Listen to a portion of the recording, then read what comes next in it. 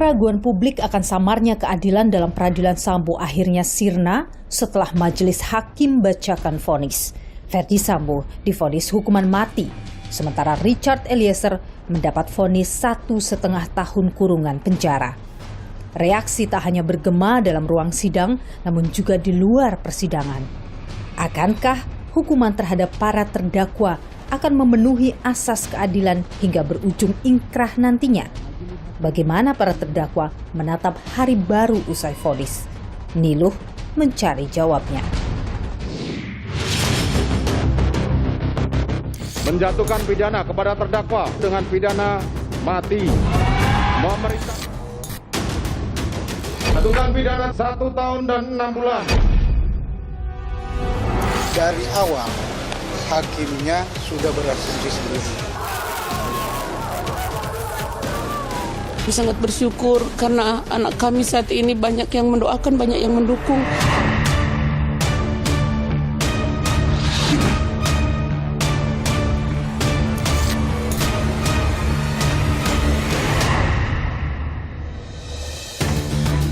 Ada hal lainkah yang mungkin Bapak merasa setelah vonis ini belum selesai ini masih ada hal yang mengganjal? Melalui penasihat hukum kita kemarin sudah ke Polres Jakarta Selatan melaporkan bahwasanya di rekening almarhum itu pemindahan uang sebanyak 200 juta secara bertahap. Tingling, setelah vonis Richard Eliezer, sudah ketemu dengan Richard? Sudah. Apa yang disampaikannya? Vonis majelis hakim di luar prediksi dia. Setelah vonis 1,5 tahun, harapan yang sebelumnya ada rencana pernikahan, memantapkan hati untuk mewujudkan pernikahan itu.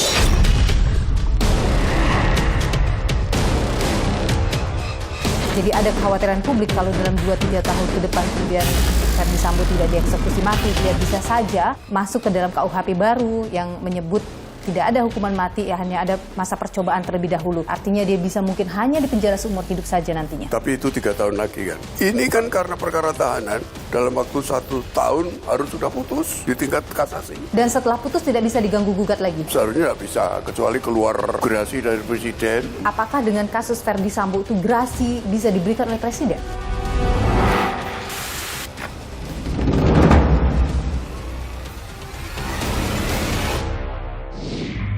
Saudara, usai sudah seluruh rangkaian sidang kasus pembunuhan berencana terhadap Brigadir Yosua, ketuk palu menjadi penanda selesainya pembacaan amar putusan oleh hakim terhadap kelima terdakwa.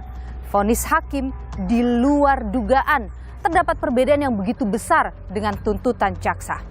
Ferdy Sambo yang dituntut oleh jaksa seumur hidup mendapat vonis mati dari majelis hakim. Sementara Richard Eliezer yang dituntut 12 tahun penjara mendapat vonis paling ringan 1,5 tahun penjara. Sangat jauh dari 3 terdakwa lain, Putri Chandrawati, Ricky Rizal, dan Kuat Ma'ruf. Ketiganya dituntut 8 tahun penjara oleh jaksa, namun hakim memvonis Putri dengan hukuman penjara 20 tahun, Ricky Rizal 13 tahun, dan Kuat Ma'ruf 15 tahun penjara. Vonis terhadap para terdakwa sejatinya belum memiliki kekuatan hukum yang tetap. Para terdakwa masih memiliki hak untuk melakukan upaya hukum lanjutan atau mendapat pertimbangan hukuman lanjutan setelah vonis diberikan. Di antaranya adalah upaya banding. Ini merupakan upaya hukum yang dilakukan terdakwa jika tidak puas terhadap putusan pengadilan tingkat pertama atau pengadilan negeri yang diajukan kepada pengadilan tingkat tinggi. Banding juga bisa dilakukan oleh jaksa penuntut umum, namun dalam vonis terhadap Richard Eliezer, kejaksaan telah memutuskan tidak akan banding. Kami salah satu pertimbangannya adalah untuk tidak melakukan upaya hukum banding dalam perkara ini. Karena bagi kami sudah terwujud keadilan substantif, keadilan yang dirasakan oleh korban maupun masyarakat. Sementara itu, terdakwa lain, Saudara, Ferdy Sambo, Putri Chandrawati, Ricky Rizal, dan Kuat Ma'ruf sudah menyatakan akan mengajukan banding terhadap vonis Hakim Pengadilan Negeri Jakarta Selatan. Selanjutnya, upaya hukum yang bisa dilakukan terdakwa jika tidak bisa banding adalah kasasi. Merupakan upaya hukum jika tidak puas dengan pengadilan tingkat banding atau pengadilan tinggi. Kemudian ada tahap peninjauan kembali di mana Mahkamah Agung akan melakukan peninjauan kembali terhadap putusan pengadilan dan jalan terakhir yang dilakukan adalah grasi, yakni memohon pengampunan kepada Presiden. Sejumlah usaha ini bisa jadi akan dilakukan Ferdi Sambo, Putri Chandrawati, Ricky Rizal, dan Kuat Ma'ruf. Yang jelas peradilan Indonesia tengah mendapat angin segar karena vonis hakim dinilai telah sesuai dengan asas keadilan dan harapan publik. Keadilan, menurut saya rasa keadilan publik sekarang sudah diberikan oleh hakim yang gagah perkasa dan berani. Dan kita memang dorong terus berani, jangan takut kepada siapapun karena inilah momentum untuk memperbaiki dunia peradilan kita. Lantas setelah vonis hakim, bagaimana orang-orang yang berada di lingkaran kasus pembunuhan Brigadir Yosua kembali menjalani hidup? Dan juga kami coba untuk menghubungi pengacara keluarga Ferdi Sambo, namun sayang sekali mereka belum berkenan untuk kami wawancarai.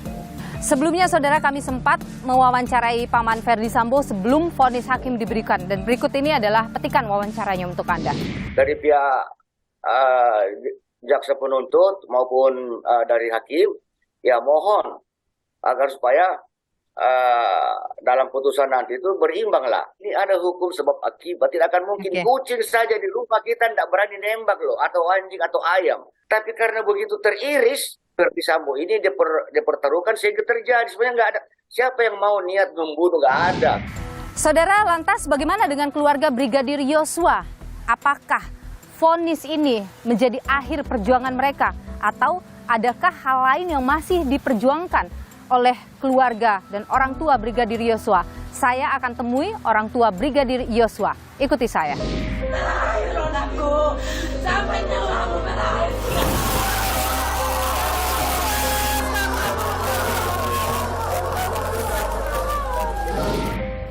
Saudara, setelah vonis yang diberikan kepada 5 terdakwa pembunuhan Brigadir Yosua, apa langkah hukum lanjutan dan bagaimana kemudian pihak keluarga Yosua akan menjalani hidup setelah ini? Saya sudah bersama dengan kedua orang tua Brigadir Yosua, Pak Samuel dan juga Ibu Rosti, serta juga tim pengacara dari Brigadir Yosua. Sehat selalu Bapak dan juga Ibu. Sehat. Setelah putusan yang diberikan oleh hakim kepada 5 terdakwa, bagaimana keluarga menanggapi ini? Sudah memuaskan, sudah memberikan rasa keadilan yang Bapak Ibu cari selama ini? Kami sangat mengapresiasi ataupun menghargai keseluruhan keputusan daripada majelis hakim di Pengadilan Negeri Jakarta Selatan. Itu semua diputuskan berdasarkan hukum dan nurani oleh hakim. Hakim, betul. Ibu juga merasa Ibu sudah tenang dengan putusan ini atau ada yang masih mengganjal mungkin, Bu? Ya, kalau soal tenang apa tidaknya itu kan kita tetap berserah kepada Tuhan. Karena kami berpengharapan Tuhanlah yang bisa menopang, memberikan kami ketenangan hati, jiwa. Kami menghargai apapun kondisi itu. Sebagai ibu, kami memang daripada ibunda almarhum tetap sedih di dalam kehilangan anak kami. Karena anak kami lah paling berharga di titipan Tuhan buat kami. Iya, kita bisa memahami kehilangan yang besar sekali untuk Ibu dan keluarga. Saya ingin mendengar pandangan Ibu terkait dengan upaya hukum. Ini kan pihak PC, Kuat dan juga Ferdi Sambo serta Ricky Rizal mengajukan banding atas putusan kemarin. Bagaimana keluarga menanggapi ini? Ya, soal mereka terdakwa semua mau mengajukan banding itu hak mereka. Ya. Kami sebagai keluarga, ya kami serahkan kepada ahli-ahli hukum untuk selanjutnya langkah bagaimana yang solusi yang terbaik. Ibu akan tetap mengawal ini? Tentu kami harus mengawal karena kami sebagai keluarga daripada almarhum Yosua. Ada kemarin bahasa dari vonis hakim soal perbuatan yang kemudian menyakiti hati kemungkinan. Apakah Ibu ingin menanggapi soal itu?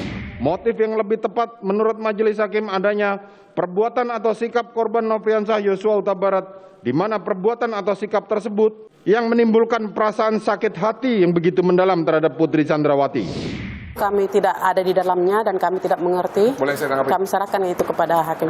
Boleh ya?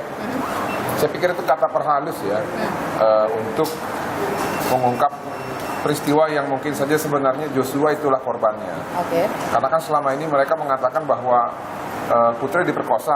Faktanya tidak ada visum, tidak ada DNA, tidak ada jejak kekerasan juga.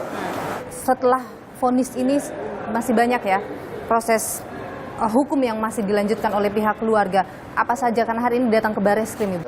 Kita ke sini untuk mengurus segala hal administrasi almarhum Joshua, mulai dari buku rekening dia yang berada di Mabes Polri.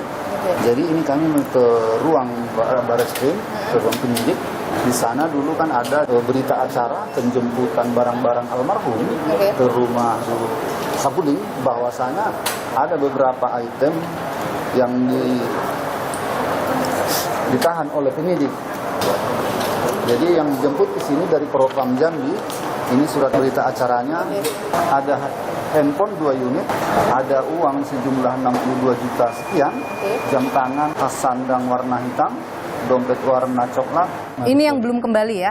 Ada hal lainkah yang mungkin Bapak merasa setelah vonis ini belum selesai ini masih ada hal yang mengganjal rasanya buat Bapak?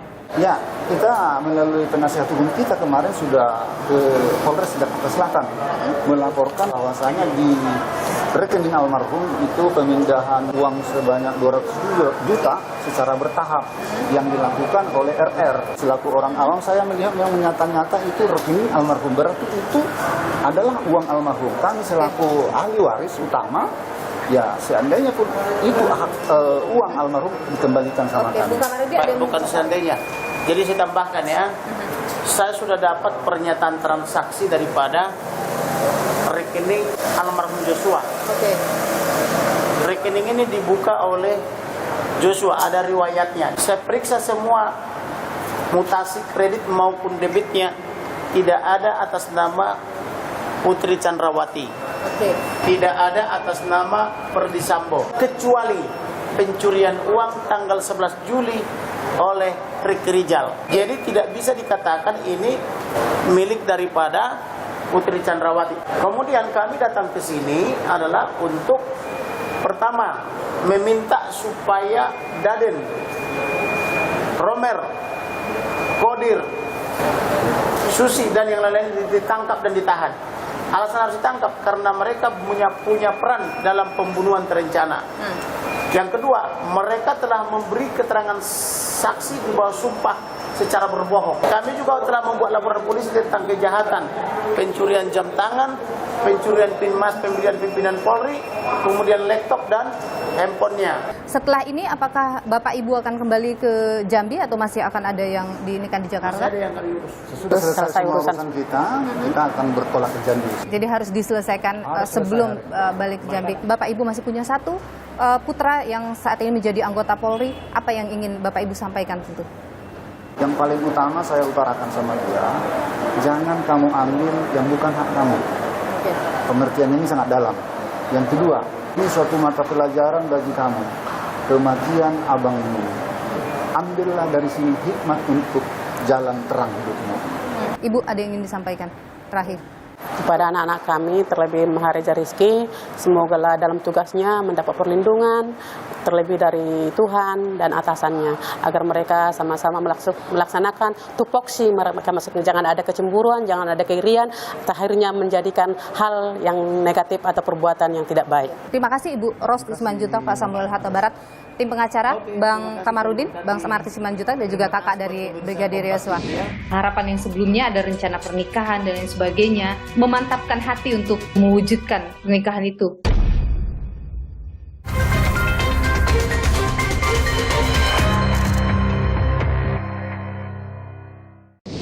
Menyatakan perkara nomor 798 PB 2022 atas nama terdakwa Richard Eliezer Budiang Lumiu dinyatakan ditutup. Saudara, setelah vonis 1,5 tahun bagi Richard Eliezer, bagaimana rencana-rencana ke depannya, termasuk juga tanggapan dari kekasih atau tunangan Richard Eliezer? Saya saat ini sudah bersama dengan tunangan Richard Eliezer, Angelin Kristanto, atau lebih akrabnya disapa Lingling. Halo Lingling, apa kabar? Halo Kak Nilu, kabar baik, puji Tuhan. Ya, Lingling, setelah vonis Richard Eliezer, sudah ketemu dengan Richard? Sudah. Apa yang dibicarakan oleh Richard? Puji Tuhan, dia sangat senang sekali atas putusan majelis hakim terhadap dia. Dia sebenarnya nggak nyangka ya, di luar ekspektasinya dia sih. Hasil vonis majelis hakim di luar prediksi dia gitu. Tentunya vonis ini juga melegakan buat Lingling. Iya, Kak. Sangat melegakan untuk Lingling. Ada halkah yang mungkin masih Lingling khawatirkan setelah vonis 1,5 tahun ini diberikan? Sementara belum ada. Tidak ada hal yang mengganjal di hati misalnya? Ya, belum ada, Mbak. Utamanya terkait dengan profesi Richard. Kan ada harapan besar untuk bisa tetap menjadi anggota Polri. Apakah ini mengkhawatirkan bagi Lingling ataupun bagi Richard? Mungkinkah nanti Richard benar masih bisa jadi anggota Polri? Kalau saya pribadi tidak terlalu mengkhawatirkan karena masa depan kita percaya sudah disediakan Tuhan. Tapi untuk harapan, Richard masih berharap masih bisa bergabung dalam anggota Polri. Lingling sendiri bagaimana? Apakah sudah dalam prediksi Lingling mungkin Richard memang akan divonis rendah seperti itu 1,5 tahun? Kalau di bawah 5 tahun, iya harapannya di bawah 5 tahun. Tapi itu kita meminta hal kecil dikasih hal besar sama Tuhan. Jelang vonis itu kan juga jadi momen yang deg-degan untuk Lingling juga, benar ya? Iya. Lingling waktu jelang vonis itu terlihat keluar rumah, sempat terlihat keluar rumah ya. Itu kemana? Ngapain pagi-pagi? Oh ya, itu saya misa, Kak, di gereja, misa harian. Berdoa biar mendapatkan hasil yang terbaik dari Tuhan. Terjadi sesuai kehendak Tuhan. Jadi ke gereja waktu itu, sebelum vonis pagi-pagi itu ke gereja. Setelah vonis 1,5 tahun, tentu cita-cita yang sebelumnya, harapan yang sebelumnya, ada rencana pernikahan dan lain sebagainya. Jadi sudah dibicarakan dengan Richard karena sudah sempat bertemu dengan Richard, ada pembicaraan terkait dengan itu? Bercanda-bercanda, belum ke pembahasan yang serius. Masih belum memikirkan yang lebih serius sih, tapi untuk memantapkan hati udah mantap, Mbak. Jadi artinya Lingling tetap memantapkan hati untuk bersama dengan Richard terus ya? Iya, Kak. Richard juga menyampaikan hal yang sama. Kapan rencana keinginan untuk pernikahan? Nanti Kak, itu dibahas lagi, belum pasti. Ini kan jadi satu pelajaran besar ya, peristiwa besar yang kemudian jadi pelajaran besar bagi kehidupan Richard dan kehidupan Lingling juga. Adakah hal yang kemudian Lingling ingin sampaikan pada Richard supaya kemudian ini jadi momen perubahan dan perbaikan juga kehidupan kalian berdua ke depan? Sudah sampaikan secara langsung sih, Kak. Apa yang Lingling sampaikan pada Richard? Banyak, tapi yang pasti benar-benar memperbaiki diri menjadi lebih baik lagi dari sekarang, lebih tahu mana perintah-perintah yang salah dan benar.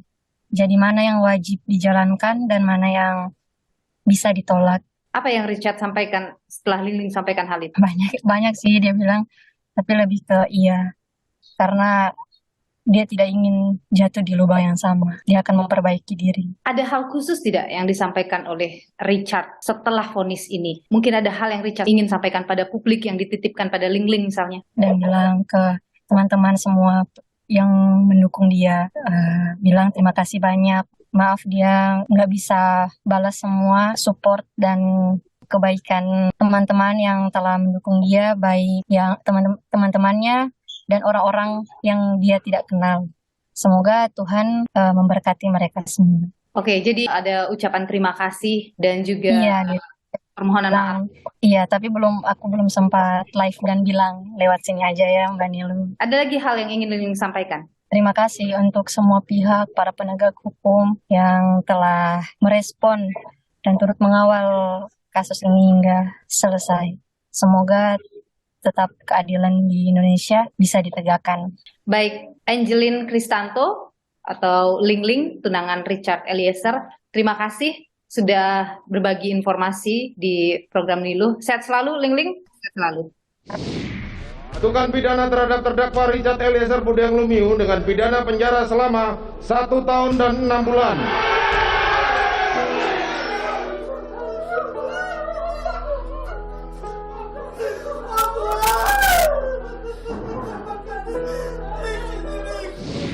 Vonis pada Richard Eliezer sudah diberi oleh hakim. Vonis yang jauh di bawah tuntutan jaksa penuntut umum. Dan sudah ditetapkan juga oleh kejaksaan karena jaksa sudah menyebutkan bahwa tidak akan melakukan banding atas vonis hakim. Itu artinya putusan hakim sudah dinyatakan inkrah atau berkekuatan hukum tetap. Bagaimana kemudian keluarga melihat vonis ini dan bagaimana rencana ke depannya. Kita sudah bersama dengan kedua orang tua Richard Eliezer. Hari ini saudara ada Ibu Rineke Pudihang dan juga Bapak Yunus Lumiu. Terima kasih Bapak dan Ibu sudah bersama Niluh. Saya mau tanya dulu soal dengan Richard Eliezer. Setelah vonis ini, Bapak Ibu sudah pernah bertemu dengan Richard. Apa yang dibicarakan? Kami pergi kemarin, dari sore sampai malam kami di sana. Dan kalau soal pembicaraan, kami bicara tentang, terima kasih Tuhan, hanya bersyukur. Kalau rencana ke depannya, kami belum membicarakan itu. Tapi saat bertemu dengan Richard, apa reaksi Richard? Dia lah, waktu lihat kami berdua, dia tertawa, dia memang kami berpelukan kan. Berpelukan, terus saya bilang, Dek, puji Tuhan karena ya semua karena kebaikan Tuhan sampai di titik putusan. Dan kemarin juga kami sama-sama bersyukur karena dari jaksa kan tidak naik banding. Selama ini kan Bapak Ibu sering ketemu dengan Richard sebelum vonis, tentu terlihat ya, meskipun mungkin Richard tidak menyampaikan tapi tertekan dan lain sebagainya, itu pasti terasa sekali ya. Sebelum vonis hari Senin kan putusan dari Bapak. Iya, jadi kami pergi ke sana. Dan dia kelihatan memang khawatir. Saya bilang, ya berdoa, serahkan semua kepada Tuhan. Karena kekuatan kita hanya doa. Dan itu membuat dia lebih bersemangat saat itu. Iya, betul. Oh, ada pembicaraan dengan Richard misalnya terkait dengan pekerjaan dia sebagai anggota Polri. Apakah itu dibicarakan juga oleh Richard kemarin saat ketemu? Dia cuma berkata, ya Mama, mudah-mudahan kita masih bisa bertugas lagi. Richard Eliezer masih tetap ingin jadi anggota Polri setelah kasus ini? Iya, Mbak. Ada rasa trauma atau rasa ketakutan dari Richard setelah apa yang ia jalani saat ini? Semua yang terjadi yang telah lalu itu bukan satu hal yang kecil buat pribadi Richard. Jadi tetap mungkin di dalam hatinya masih ada sesuatu yang masih dia pikirkan, mungkin masih ada rasa bersalah atau bagaimana, kita nggak tahu. Tapi kan itu sudah kelihatan di wajahnya, memang sudah agak seperti ada beban tapi sudah terlepas begitu. Artinya tidak ada trauma untuk kembali lagi menjadi anggota Polri? Enggak. Tapi kalau Bapak Ibu bagaimana? Apakah punya kekhawatiran yang sama ini, anak saya jangan sampai masuk lagi anggota Polri, nanti ketemu lagi kasus, ini kan sesuatu yang sangat besar yang terjadi. Kami tidak pernah berpikir seperti itu karena kami meyakini anak kami juga sifatnya seperti apa. Jadi Bapak sama Ibu juga inginnya Richard tetap jadi anggota Polri setelah ini? Itu kebanggaan kami kan, tetapi itu juga dia dapatkan memang dengan perjuangan yang luar biasa. Iya, dia menjadi seorang anggota polisi. Jadi kami sebagai orang tua juga berharap dia bisa kembali menjadi seorang anggota polisi. Setelah vonis ini Bu ya, inginnya Richard nanti misalnya, kita belum tahu, Kapolri sudah mengatakan bahwa peluang Richard untuk kembali jadi polisi itu ada. Proses sidang etik juga mungkin segera akan dilakukan. Kalau nanti benar Richard tetap bisa jadi anggota Polri, inginnya Richard di Jakarta atau di Manado saja? Kalau itu kami serahkan kepada kepolisian. Kalau keinginan hati sebagai orang tua setelah apa yang dilewati yang begitu berat beberapa bulan terakhir ini, kalau Bapak gimana? Terbaiklah, pemikiran sesuai dengan pemikiran Richard, keinginan Richard. Iya, kita ikuti keinginan dia. Kan ada banyak pro dan kontra yang muncul. Ada juga pihak-pihak yang merasa vonis ini terlalu ringan untuk Richard Eliezer yang sudah menjadi eksekutor yang menembak Yosua. Bagaimana Ibu dan Bapak melihat komentar-komentar seperti itu?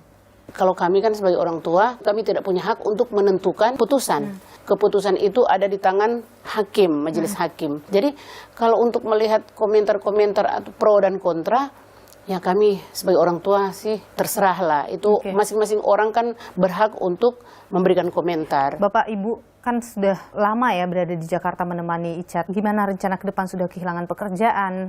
Apa yang direncanakan ke depannya Pak? Untuk ke depan kita masih suka kumpul-kumpul dulu sama Richard dan untuk membicarakan bagaimana kita menjalani hidup ini.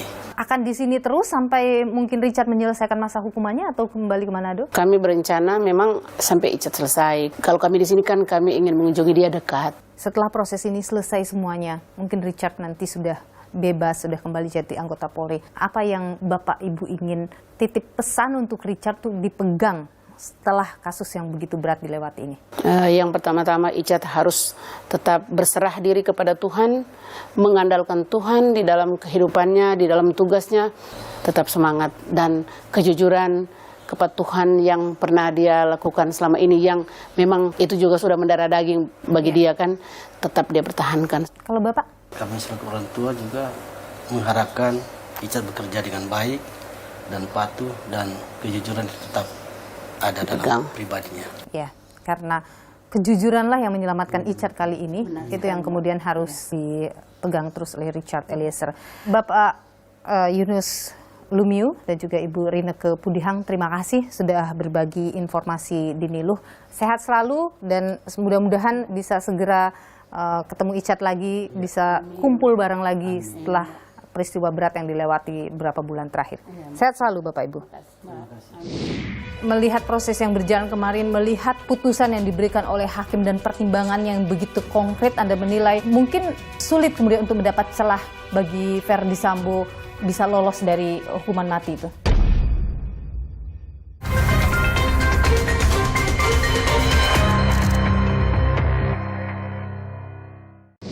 Menjatuhkan pidana kepada terdakwa tersebut oleh karena itu dengan pidana mati. Apakah dengan kasus Verdi Sambo itu gerasi bisa diberikan oleh Presiden? Saudara, kasus pembunuhan Brigadir Yosua menyita perhatian begitu besar di tengah masyarakat, apalagi setelah vonis yang diberikan oleh hakim kepada 5 terdakwa yang menggemparkan dan mengejutkan publik. Bagi Verdi Sambo divonis hukuman mati, sementara 3 terdakwa lain Putri Chandrawati, Ricky Rizal, dan Kuat Ma'ruf ini juga divonis di atas tuntutan jaksa penuntut umum. Sementara itu Richard Eliezer dituntut jauh di bawah tuntutan dari JPU, hanya 1,5 tahun. Bagaimana melihat vonis yang diberikan, bagaimana juga dampaknya bagi peradilan Indonesia ke depannya berkaca dari kasus ini, kita perbincangkan bersama dengan Hakim Agung 2004-2012, Joko Sarwogo. Pak Joko, terima kasih sudah bersama Niluh. Sehat selalu Pak Joko. Pak Joko, setelah vonis hakim, reaksi publik banyak bermunculan, bahkan Menko Polhukam juga ikut berbicara terhadap vonis ini. Anda sendiri melihat vonis yang diberikan oleh hakim kepada para terdakwa bagaimana? Menurut saya putusan Majelis Hakim Pengadilan Negeri Jakarta Selatan itu sangat bagus, dan ada nuansa-nuansa yang penerapan hukum itu lebih progresif. Yang kedua, ini menunjukkan kemandirian atau independensi dari majelis hakim. Melihat vonis hakim yang kemudian untuk Richard Eliezer ini jauh di bawah tuntutan jaksa, ada yang merasa itu terlalu berlebihan begitu. Bagaimana Anda melihat? Boleh saja itu dikatakan berlebihan, itu pihak-pihak yang merasa tidak suka. Tapi kalau saya melihat dari sisi yang lain, kan yang 3 orang kan dihukum lebih tinggi dari tuntutan. Betul. Nah, kalau hanya 1 orang ini tentu ada pertimbangannya. Mengapa dia lebih rendah? Richard Eliezer itu memang semenjak proses penyidikan sampai putusan, dia sangat kooperatif dan memberikan fakta-fakta, membuka fakta-fakta yang selama ini agak sulit diungkapkan. Banyak sekali kontribusi dari Eliezer ini di dalam pengungkapan kasus. Tanpa ada terdakwa ini, mungkin kasus Sambo itu tidak akan terbuka sampai kapanpun. Dengan perannya Eliezer ini sebagai justice kolaborator, menurut Undang-Undang Perlindungan Saksi dan Korban, yang namanya JC itu berhak mendapat reward adalah pengurangan hukuman. Yang ketiga, karena dia melakukan penembakan itu kan, itu hanya aktus seriusnya, tapi mens rea dia tidak punya.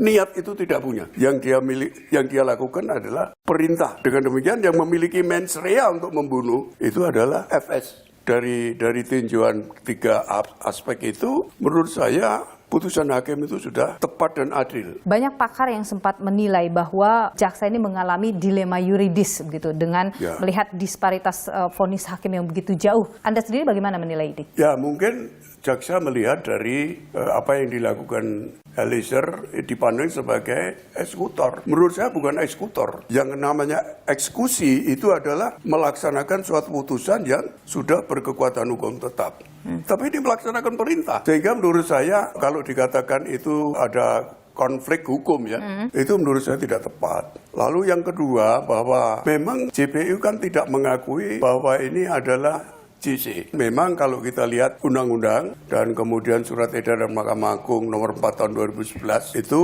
memang tidak jelas siapa yang berwenang untuk menetapkan bahwa ini justice kolaborator. Jadi ke depan dengan putusan ini, maka ini dianggap putusan progresif karena nanti bisa dianggap ini dapat memicu kepada Mahkamah Agung ataupun DPR untuk merevisi undang-undang yang ada. Terkait dengan justice terkait dengan siapa yang menentukan justice kolaborator itu. Yang sekarang ini tidak jelas. Nah, sekarang ini belum jelas. Bisa penyidik, bisa penuntut umum, bisa hakim. Kalau ada perbedaan pendapat seperti itu, mungkin nanti perlu surat edaran dari Mahkamah Agung bahwa yang menetapkan adalah hakim. Bisa dengan bentuk surat penetapan atau langsung dalam pertimbangan hukum dan diamarkan dalam amar putusan. Menurut Anda itu perlu mengeluarkan edaran baru terkait dengan siapa yang menentukan status JC? Saya kira menurut saya perlu, karena sekarang kan masih terjadi perbedaan persepsi. Oke, apa dampaknya? Ada mislink antara persepsi dari penuntut umum dan persepsi dari LPSK misalnya. Biarlah mungkin ke depan bisa dilakukan oleh LPSK,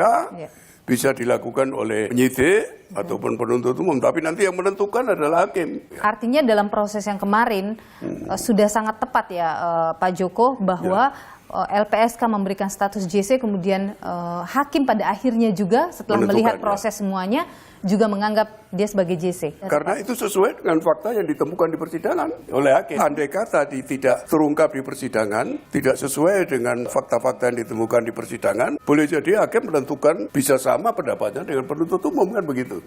Putusan untuk Richard Eliezer sudah berkekuatan hukum tetap karena kemudian jaksa tidak melakukan banding atas putusan tersebut.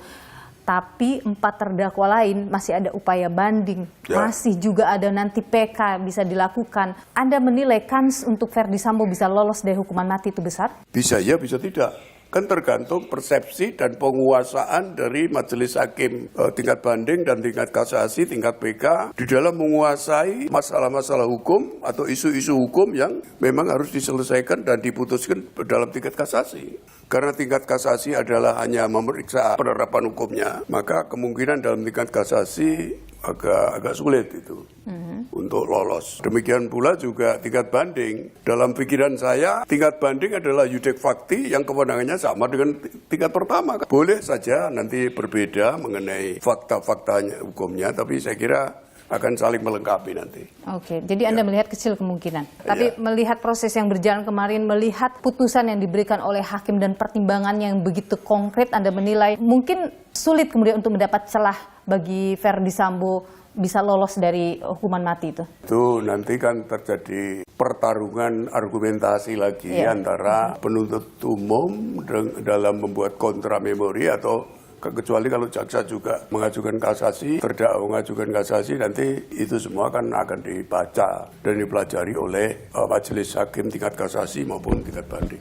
Tapi kalau Anda melihat pertimbangan hakim dalam memutus Verdi Sambo, sudah tepat ya? Yang saya baca itu cukup yakin bahwa putusannya sudah sangat bagus. Kalau dikatakan misalnya dalam tuntutan penuntut umum, faktor yang meringankan itu memang tidak ada, dengan demikian maka memang faktor yang memberatkan lebih banyak. Kalau pengalaman Anda berdasar daripada melihat kasus-kasus vonis mati yang diberikan hakim pada terpidana dahulu, apakah bisa vonis hakim itu diberikan dalam waktu dekat 2-3 tahun kemudian eksekusi bisa dilakukan? Ketika saya menjadi direktur pidana di Mahkamah Agung, itu saya mendapat diskusi dari Ketua Mahkamah Agung, minta pendapat saya bagaimana apa bisa dilaksanakan apa enggak ini. Tapi saya kembalikan kepada Ketua MA waktu itu karena saya ada konflik kepentingan karena saya yang mutus perkara dulu. Setelah itu saya tidak mengikuti bagaimana penyelesaiannya, tetapi yang jelas sudah lewat dari 10 tahun baru ke saya waktu itu ya. Oke, artinya proses untuk dari setelah vonis menuju ke eksekusi mati itu panjang ya Pak Joko ya?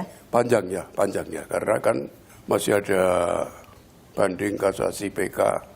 PK bisa lagi dilakukan lagi? PK bisa 2 kali mungkin, tapi sejauh ada novum, kalau tidak ada biar 5 kali, 10 kali tidak ada novum ya. Tidak ada bukti baru? Tidak bisa dilakukan ya.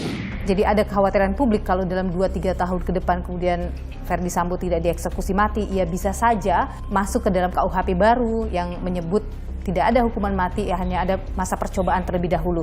Nah, Anda melihat bagaimana kekhawatiran-kekhawatiran itu?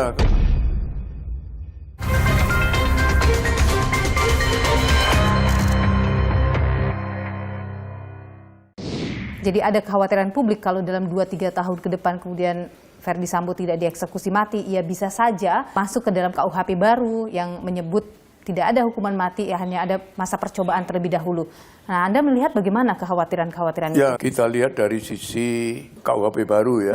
Karena undang-undang itu kan ada ketentuan pemidanaan baru. Sistem pemidanaan baru, ada pidana pokok, pidana tambahan, dan kemudian ada pidana yang bersifat khusus. Yaitu kemudian muncul di pasal 96 sampai 100 lah. Itu mengatakan bahwa pelaksanaan dari pidana mati itu menunggu 10 tahun kan begitu, bersyarat ya. Ada masa percobaan selama 10 Masa tahun. percobaan selama 10 tahunnya.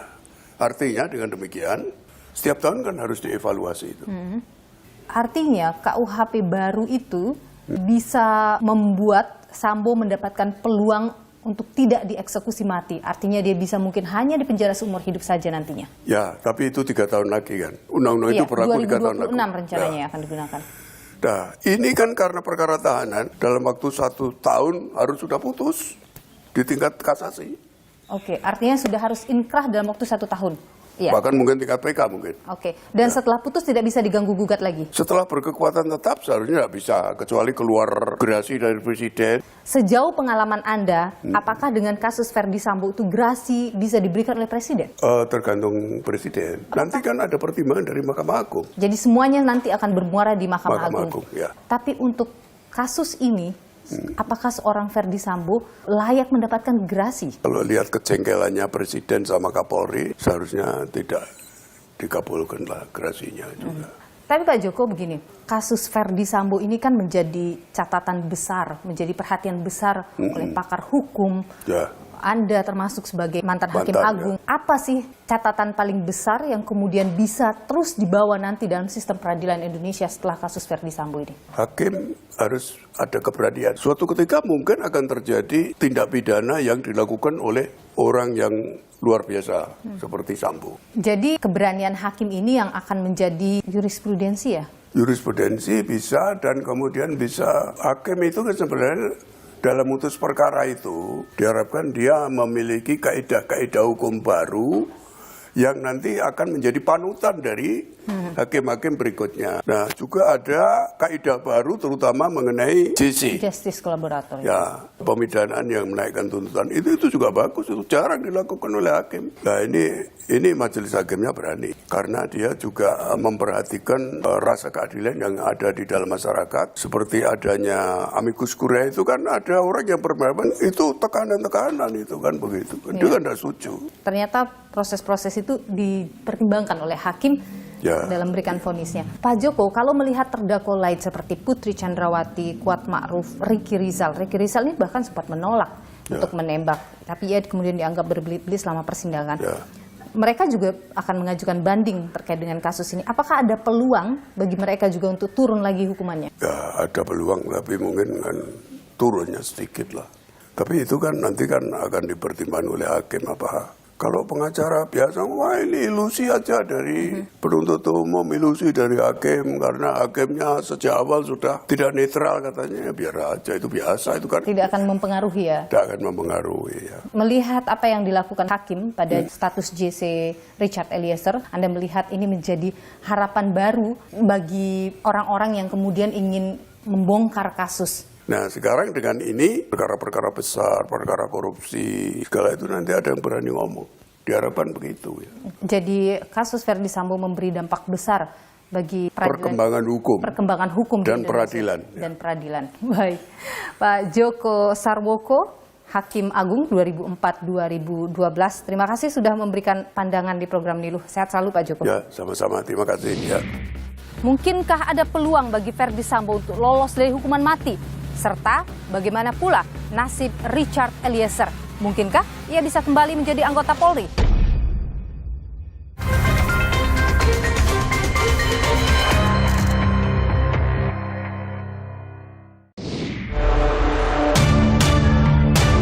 Menjatuhkan pidana kepada terdakwa dengan pidana mati. Dia mendapatkan putusan vonis yaitu hukuman mati. Jadi kami keluarga sangat-sangat berterima kasih. Bukan pidana 1 tahun dan 6 bulan. Sangat bersyukur karena anak kami saat ini banyak yang mendoakan, banyak yang mendukung.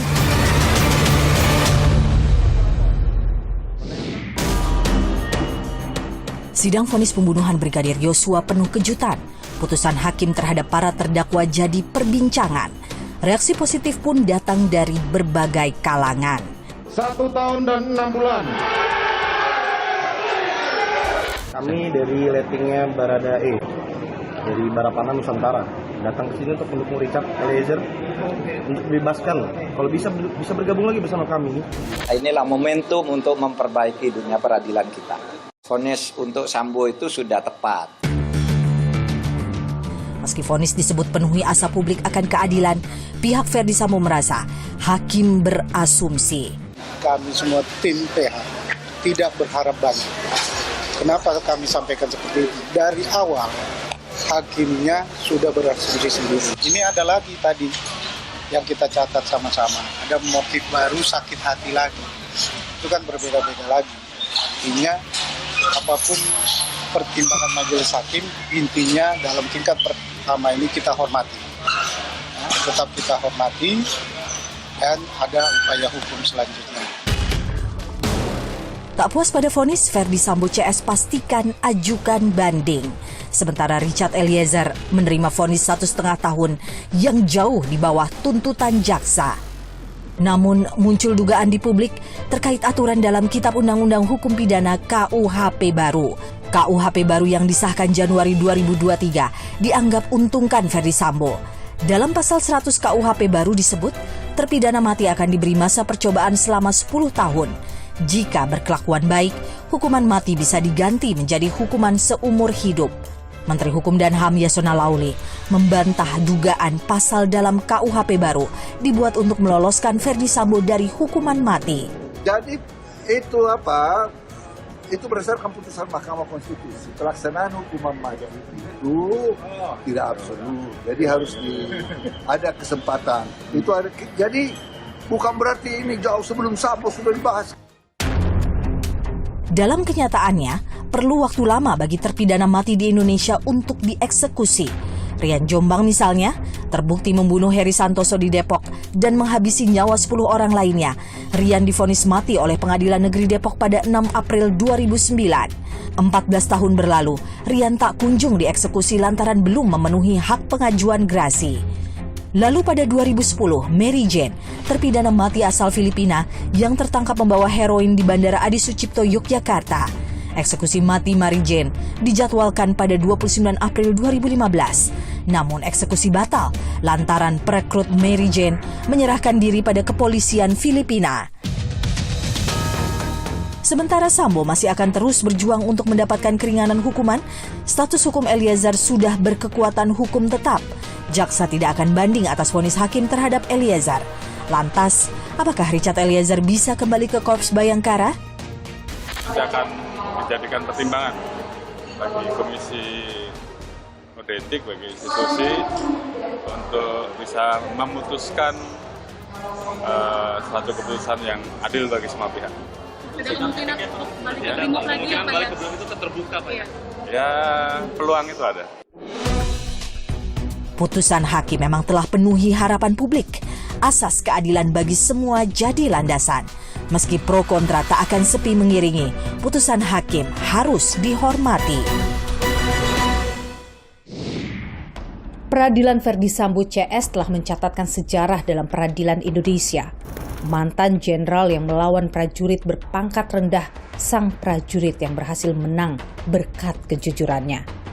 Bangsa Indonesia patut bernafas lega karena keadilan yang berasaskan kejujuran masih ada di negeri ini. Semoga masih banyak orang-orang jujur lainnya yang dapat bekerja sama dengan penegak hukum demi menciptakan peradilan yang bersih. Saya, Niluh Puspa, sampai jumpa.